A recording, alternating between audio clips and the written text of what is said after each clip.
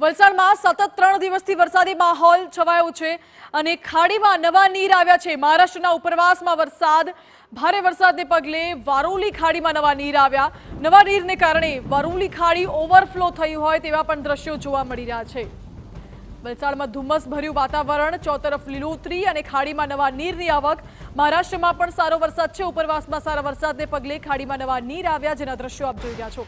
3 દિવસથી વરસાદી માહોલ છે, જેના કારણે ખાડીમાં નવા નીર જોવા મળ્યા।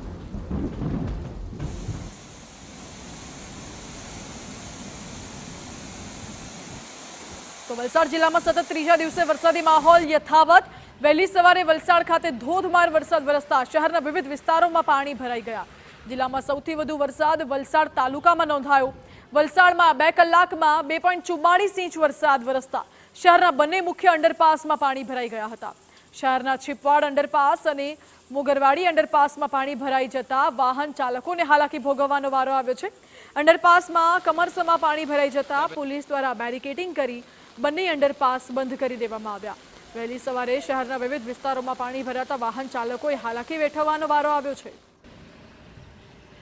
વલસાડ જિલ્લામાં સતત ત્રીજા દિવસે મેઘરાજાની ધમાકેદાર બેટિંગ જોવા મળી છે। હાલ અમે ઊભા છે વલસાડ જિલ્લાના છીપવાડ અંડરપાસ ખાતે, જ્યાં વલસાડ જિલ્લા વહેલી સવારથી જ પડેલા વરસાદને કારણે જે અંડરપાસમાં પાણી ભરાઈ ગયા હતા, જેના કારણે વહેલી સવારે નોકરીએ જતો નોકરિયાત વર્ગ તથા શાળાએ જતા બાળકો અટવાયા હતા। હાલ આપ દ્રશ્યોમાં જોઈ શકો છો જે પ્રમાણે એક ટેમ્પો છે, જે ટેમ્પો પાણીના અંદર ફસાયો છે।